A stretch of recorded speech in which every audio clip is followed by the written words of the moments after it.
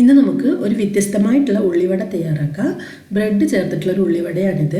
ഈ ഒരു ബ്രെഡ് ചേർക്കുന്നത് കൊണ്ട് തന്നെ ഈ ഉള്ളിവട നല്ല ടേസ്റ്റാണ്, അതുപോലെ നല്ല ക്രിസ്പി ആയിരിക്കും. അപ്പോൾ നമുക്കിത് എങ്ങനെയാണ് തയ്യാറാക്കുന്നത് എന്ന് നോക്കാം.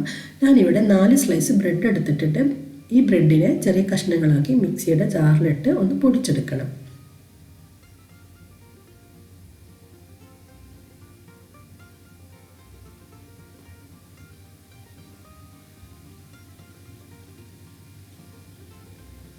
ഇപ്പോൾ ഞാനിവിടെ ബ്രെഡ് നന്നായി പൊടിച്ചെടുത്തിട്ടുണ്ട്. ഇനി നമുക്കിതിനെ ഒരു ബൗളിലേക്ക് ഇട്ട് കൊടുക്കാം.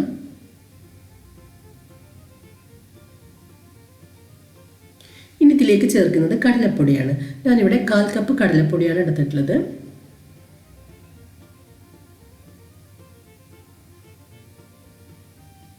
ഇതിലേക്ക് ഒരു മീഡിയം സൈസ് സവാള നീളത്തിൽ അരിഞ്ഞത് ചേർത്ത് കൊടുക്കാം. നമ്മൾ സാധാരണ ഉള്ളിവടക്കൽ അരിയുന്നത് പോലെ അരിഞ്ഞെടുത്തതാണ്.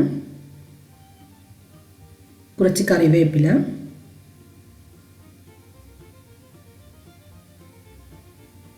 മൂന്ന് പച്ചമുളക് ചെറുതായി അരിഞ്ഞത്.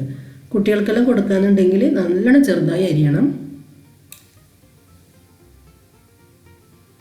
ഇനി ഇതിലേക്ക് 1 ടീസ്പൂൺ നല്ല ജീരകം ചേർക്കാം.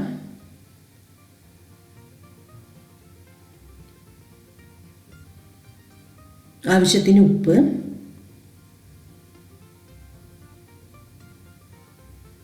1/2 ടീസ്പൂൺ മുളക് പൊടി. മുളക് പൊടി കുറച്ച് എരിവ് വേണമെന്നുണ്ടെങ്കിൽ 3/4 ടീസ്പൂൺ വരെ ചേർക്കാം. 1/2 ടീസ്പൂൺ മഞ്ഞൾപ്പൊടി. ഇനി ഇതിലേക്ക് ചേർക്കുന്നത് തൈരാണ്. ഞാനിവിടെ 1/4 കപ്പ് തൈര് എടുത്തിട്ടുണ്ട്. അത്ര പുളിയൊന്നും ഇല്ലാത്ത തൈരാണ്. ഈ തൈര് കൂടി ചേർത്തിട്ട് നമുക്ക് നന്നായിട്ട് കൈകൊണ്ട് ഇതിനെ കുഴച്ചെടുക്കണം.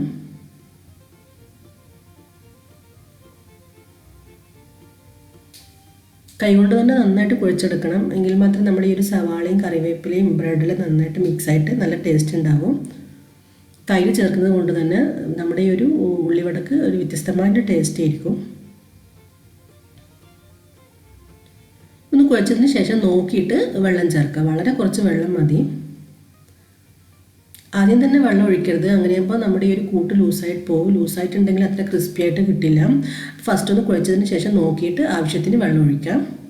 ഞാനിവിടെ വളരെ കുറച്ച് വെള്ളം മാത്രമേ ഒഴിച്ചിട്ടുള്ളൂ.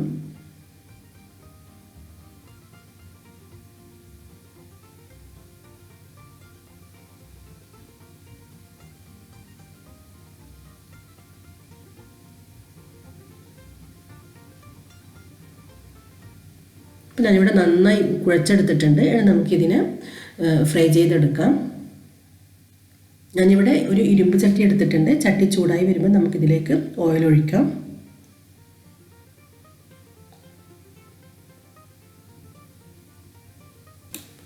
ഇപ്പോൾ എണ്ണ നന്നായി ചൂടായി വന്നിട്ടുണ്ട്. ഇനി നമുക്കിതിനെ കുറച്ചായി നുള്ളിയിട്ട് കൊടുക്കാം.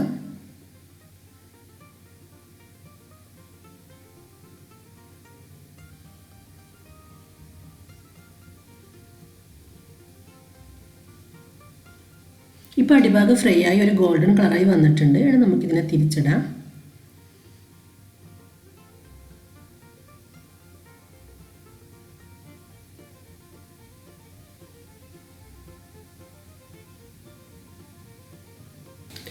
ഇപ്പോൾ നമ്മുടെ ഉള്ളിവട ഇവിടെ റെഡി ആയിട്ടുണ്ട്. ഈ ഒരു കളറിൽ തന്നെ എണ്ണയിൽ നിന്ന് കോരണം. കാരണം നമ്മൾ ഫ്രൈ ചെയ്ത് കഴിയുമ്പോൾ കുറച്ചുകൂടി ഇതിൻ്റെ കളറൊന്ന് മാറി വരും.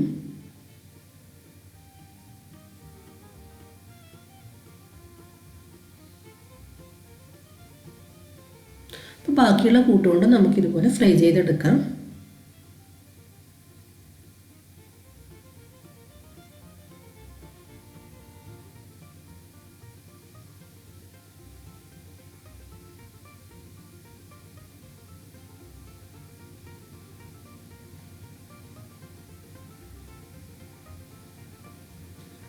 അപ്പോൾ നമ്മുടെ ബ്രെഡും തൈരെല്ലാം ചേർത്ത് നല്ല വ്യത്യസ്തമായിട്ടുള്ള നല്ല ക്രിസ്പി ആയിട്ടുള്ള ഉള്ളിവട ഇവിടെ റെഡി ആയിട്ടുണ്ട്.